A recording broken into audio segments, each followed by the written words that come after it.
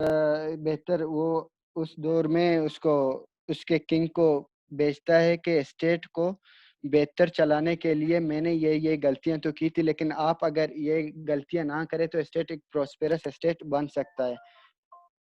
तो इस बारे में वो प्रिंस के अंदर लिखता है। मैकियावेली का जो प्रिंस है वो बहुत इम्पोर्टेंट है। वो कहते हैं कि पॉलिटिकल साइंस के स्टूडेंट को बाकी तो इनके रीडिंग पढ़ो, थोड़े थोड़े करके भी पढ़ो। मतलब कि प्लाटो का रिपब्लिक में से आपने वो पढ़ लिया, उसका समरी वगैरह सारा पढ़ लिया, चलो that would be fine. Hobbes का सोशल कंट्रैक्ट पढ़ लिया, दैट वुड बी फाइन। लेकिन मैकियावेली का जो द प्रिंस है वो पूरा का पूरा पढ़ना बहुत ही मस्ट है, और उसकी बारीकियां पढ़ना बहुत मस्ट है, बहुत इम्पोर्टेंट है। मैंने खुद वैसे ये मैकियावेली के प्रिंस को पूरा अभी तक नहीं पढ़ा है। मैंने स्टार्ट किया था, बीच में मैंने छोड़ दिया, हालांकि छोटा सा बुक है, लेकिन मैंने इसको तो पूरा पूरा जो है वो नहीं किए। तो इसका जो है प्रिंस इम्पोर्टेंट है, इसको मेरे ख्याल में हर किसी को पढ़ना चाहिए। और दूसरा मैं उठाता हूँ मोंटेस्की को। इसको मैं रिसेंटली पढ़ रहा था। मोंटेस्की बेसिकली ये बात करता है सेपरेशन ऑफ पावर की।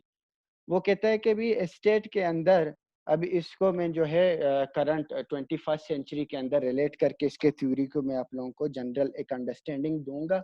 इसके सेपरेशन ऑफ पावर बहुत इंपॉर्टेंट है, इसको पढ़ो। पॉलिटिकल साइंस में पास्ट में इसके ऊपर क्वेश्चन भी आए हैं, और ये आ भी सकता है, बहुत ही स्टिकी है।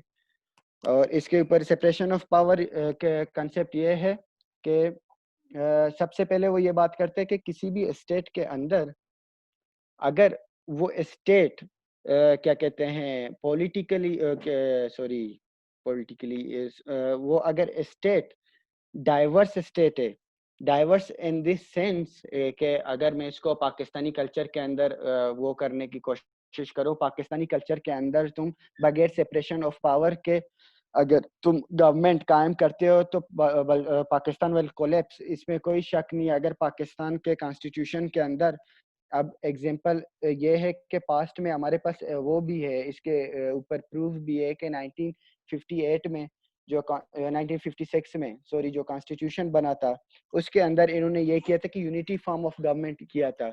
अब यूनिटी फॉर्म ऑफ गवर्नमेंट में ये हुआ था कि पाकिस्तान एक डाइवर्स कंट्री है, जहाँ पर पंजाबी, बलोच, सिंधी, ब्रावी, पठान सब कुछ है।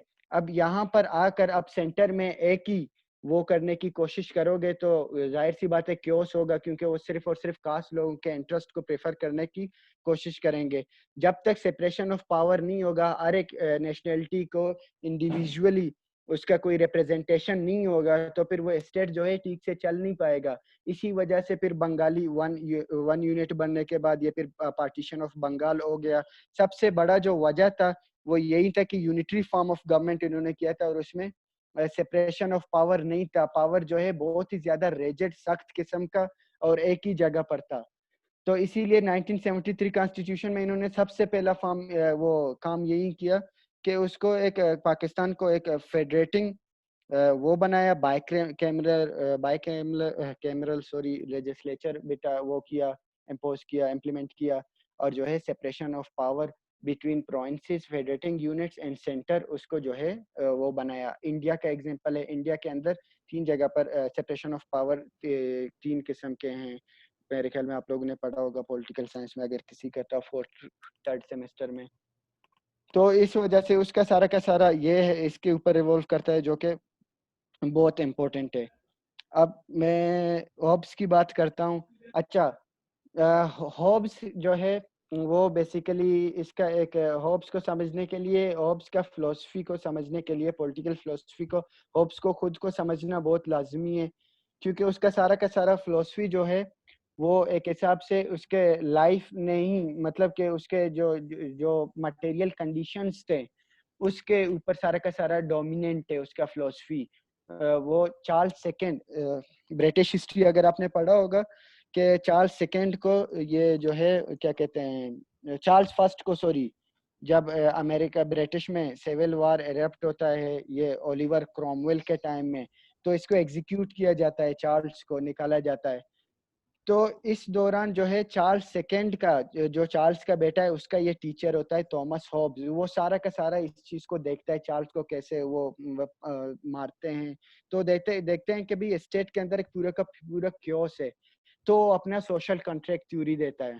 सोशल कॉन्ट्रैक्ट थ्योरी में वो ये कहता है कि जो सिटीजन है किसी भी स्टेट के जो बाशिंदे हैं उनको चाहिए कि वो एक सोशल कॉन्ट्रैक्ट अपने साथ एक कॉन्ट्रैक्ट कर लें कि हमने फिलहाल को हुकूमत देना है। वंस उसको हमने हुकूमत एंड ओवर कर लिया, then we no more have the right to riot और रेबल अगेंस्ट हिम।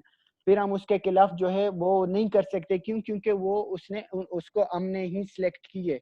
तो उसके जितने भी कॉन्सिक्वेंसेस हैं जो तो हमें बर्दाश्त करने चाहिए और हमें उसके खिलाफ कोई भी बगावत या कोई भी किसी किस्म का बगावत नहीं करना चाहिए। बिकॉज और दूसरी बात ये divine right of the kingship, ये अगर आप लोगों ने ये टर्म मेरे ख्याल में अक्सर सुना होगा। डिवाइन राइट ऑफ किंगशिप ये है कि भी किंग को ऊपर से खुदा ने ये पावर दिया हुआ है किंग बनने का, वो खुदा का नायब है।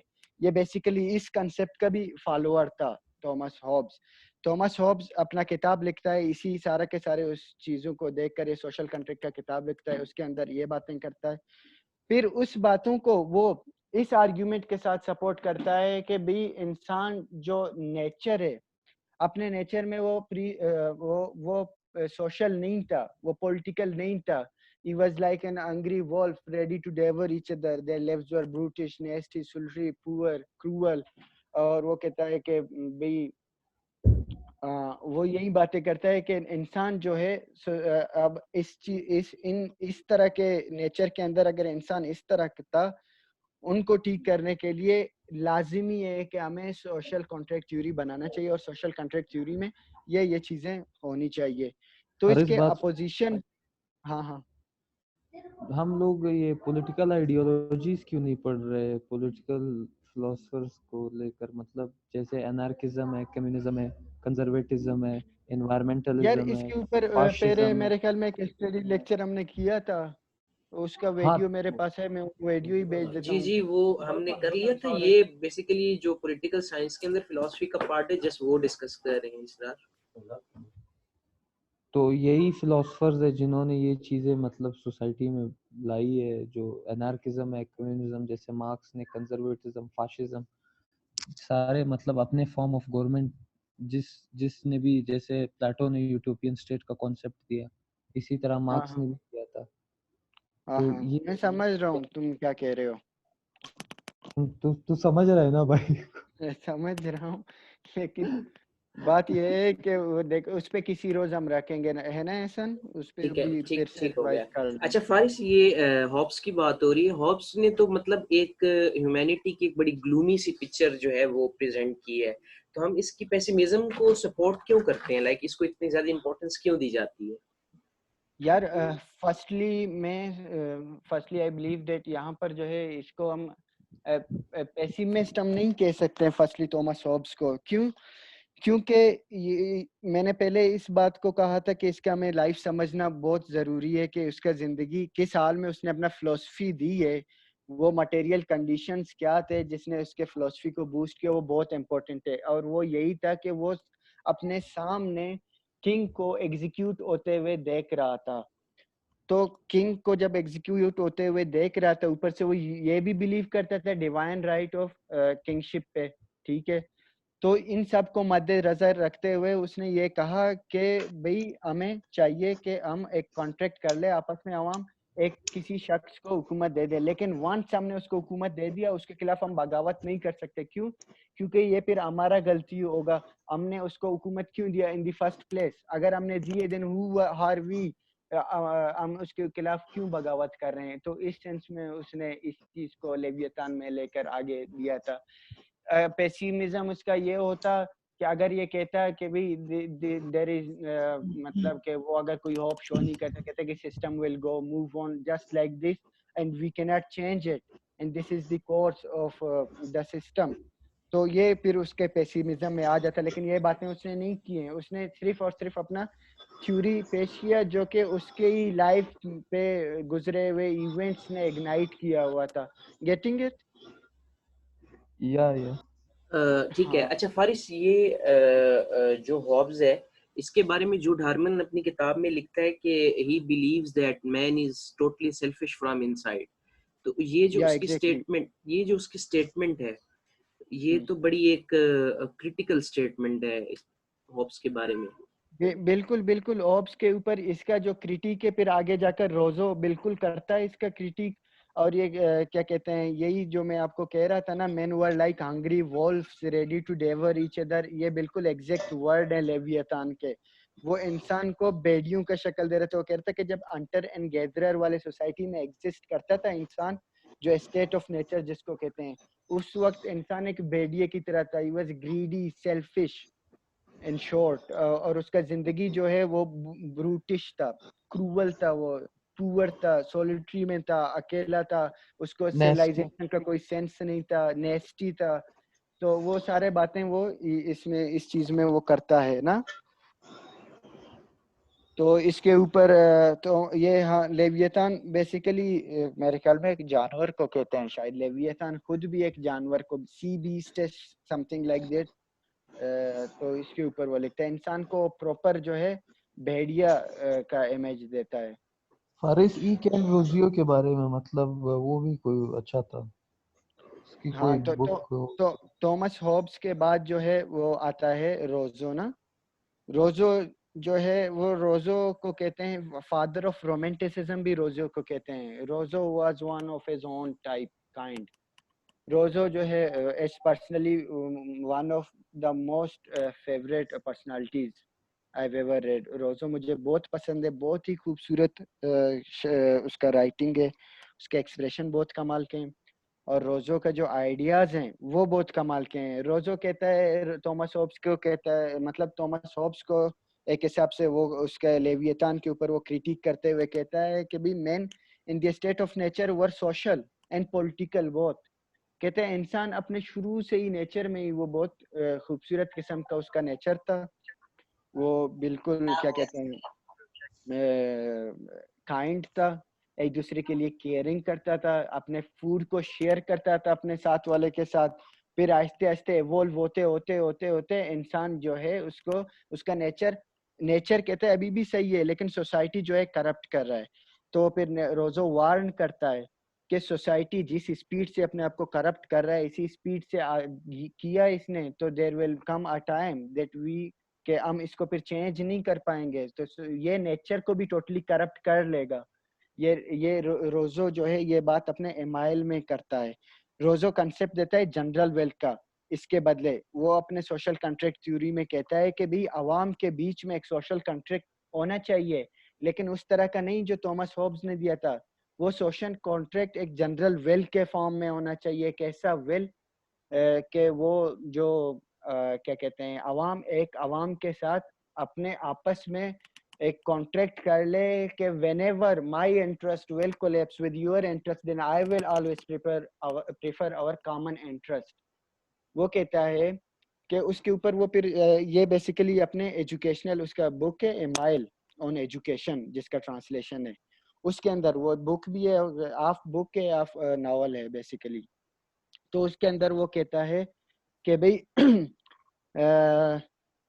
जो एजुकेशन है, शुरू से ही इंसान को ऐसा एजुकेशन प्रोवाइड करना चाहिए जिसके अंदर उसको ये सिखाया जाए कि तुम्हारा इंडिविजुअल का, एक इंडिविजुअल के साथ एक कॉन्ट्रैक्ट है, वो ऐसा कॉन्ट्रैक्ट है, वो हमेशा अपने कॉमन इंटरेस्ट को अपने ज़ाती मफाद के ऊपर प्रेफर करेंगे। फिर उसका एग्जांपल वो ये देता है कि एक स्पार्टन मदर जो है, स्पार्टन मदर का एग्जांपल भी मैं अक्सर देता रहता हूँ। वो बेसिकली एमाइल से मैंने पढ़ा था, रोजो ने एमाइल के अंदर इस चीज को, थॉमस हॉब्स के क्रिटिक को जस्टिफाई करने के लिए वो एग्जांपल देता है कि भी एक स्पार्टन मदर अपने पांचों बेटों को जंग पे भेजता है।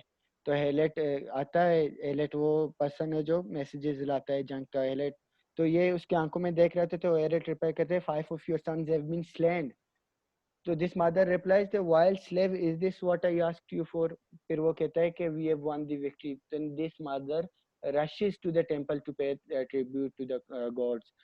तो वो यहाँ पर इस चीज पे एम्फिसाइज कर रहे हैं कि उसको अपने इंडिविजुअल जाती तौर पर उसने क्या खोया, इस चीज से उसको कोई गरज नहीं है, लेकिन उसने कॉमनली क्या पाया उस चीज से उसको गर्ज है, और वो चीज जो है उसको ज्यादा जो है वो कर रहा है। तो ये फैसिनेट। जनरल वेल का मेन आइडिया है। ठीक क्या है। है इसका? फारिस, जो रोज़ों की एक कॉन्सेप्ट है रोज़ों का सिविल रिलीजन के हवाले से, वो क्या है? और दूसरा, जो रोज़ों की राइटिंग्स है, इसने फ्रेंच रेवोल्यूशन में कितना ज़्यादा एक अपना जो है वो ट्रिब्यूट। परफॉर्म किया था, ठीक है ना? तो इसके बारे में थोड़ा एग्जैक्टली सा बता दें।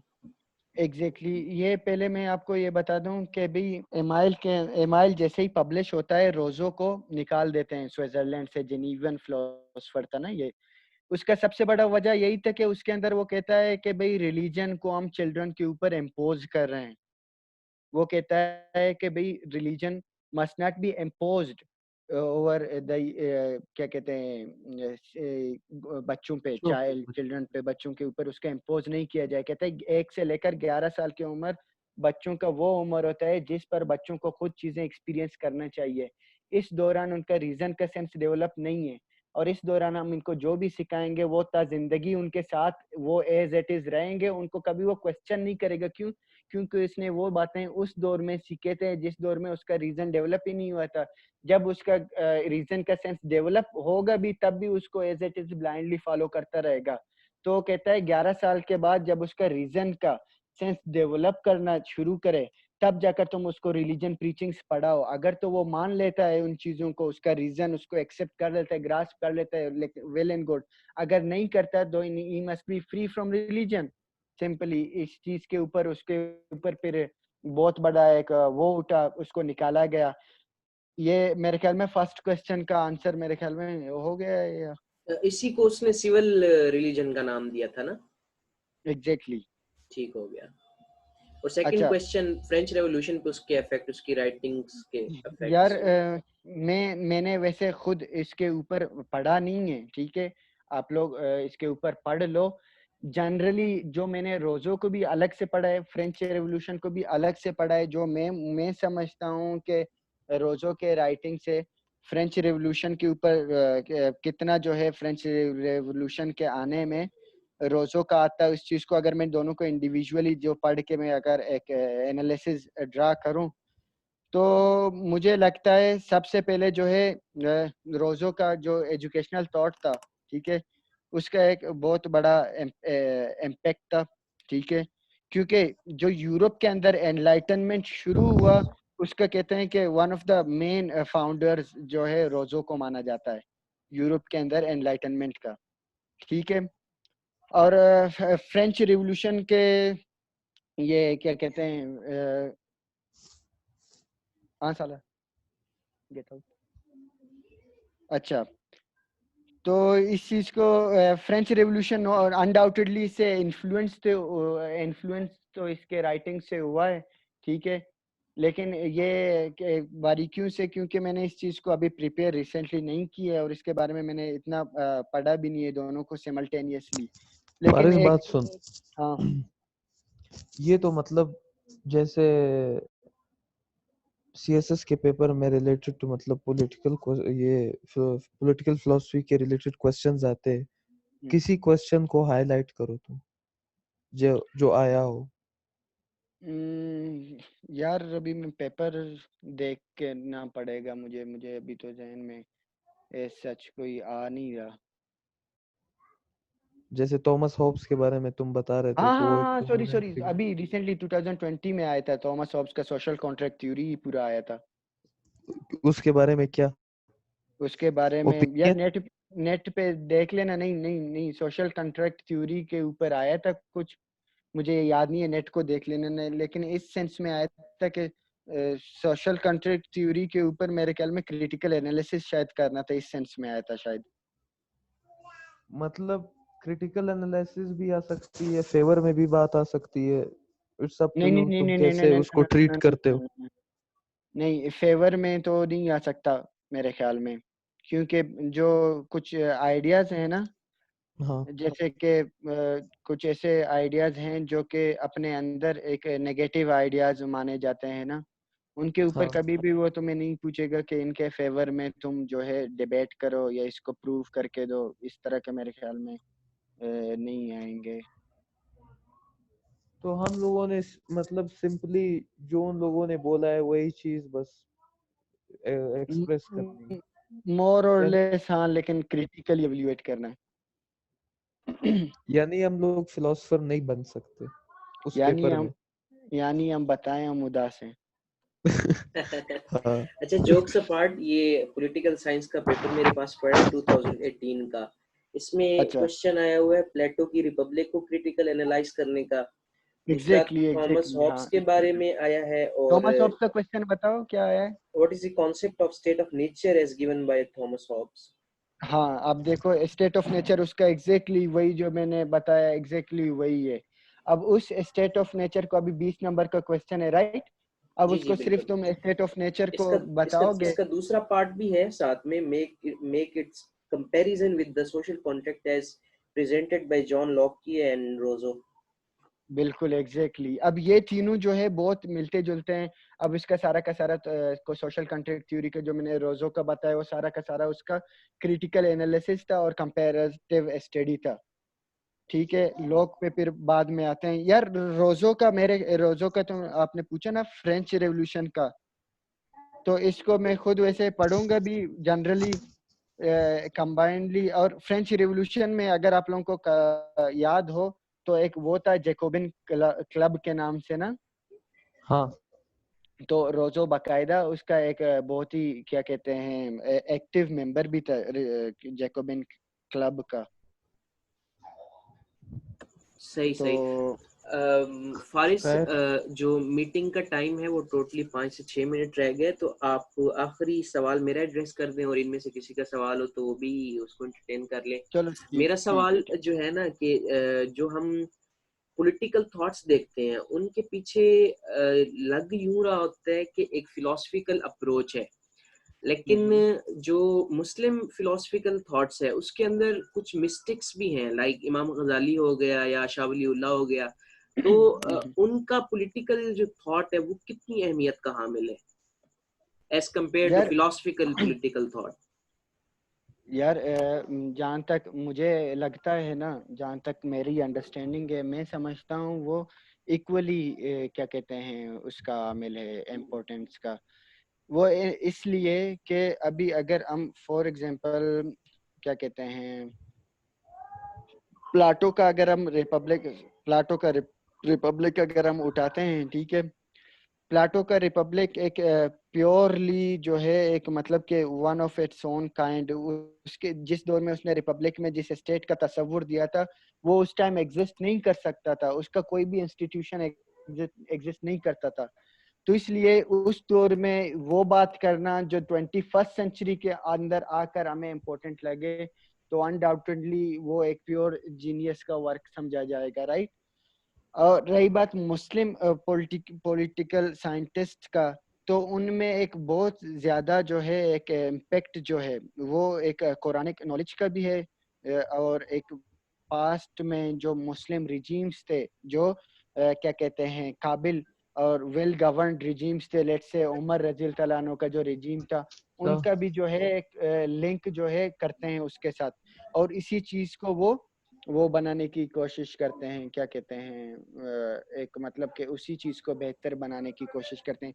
सो there is something which is coming out of nowhere and there is something which is coming out of somewhere and you are trying to define it in a more better way in which you are trying to introduce new things, but लेकिन वो क्या कहते हैं पहले exist करता है, तो इस वजह से शायद। लेकिन मैं समझता हूँ दोनों बिल्कुल इम्पोर्टेंट के काबिल इम्पोर्टेंट है। क्या कहते हैं यार, ये मेरा उर्दू आजकल तब से मैं आया हूँ बलूचिस्तान उर्दू नहीं बोल रहा हूँ ना, कोई बात नहीं, इसीलिए।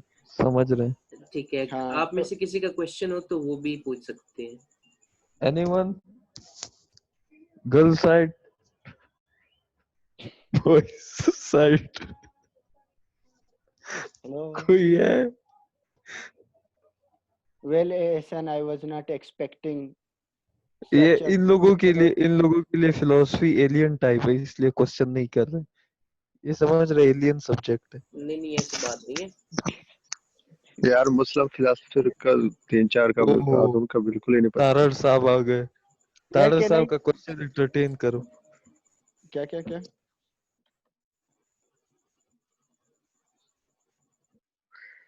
भाई मुस्लिम जो फिलोसफर है उनका कोई 3-4 का बता दो थोड़ा थोड़ा। बाकी का तो सुनते ही रहते हैं, उनका यार बिल्कुल ही नहीं आइडिया कोई। उसका जो है इंशाल्लाह एहसन भाई जो है खुद उसको मॉडरेट करेंगे, खुद लीड ऑफ देंगे, एक किसी दिन सेशन करेंगे, क्योंकि मेरा उस पर इतना ग्रिप नहीं है। एहसन का काफ़ी ज़्यादा है, उसने बुक्स भी बहुत सारे पढ़े हैं, तो इसे आप भी फ़ायदा उठाएंगे इंशाल्लाह, मैं भी उठाऊंगा। तो अभी वो कह रहा है कि मीटिंग का टाइम शायद ख़त्म होने वाला है, right Ehsan? Right. Subject response नहीं दे रहा।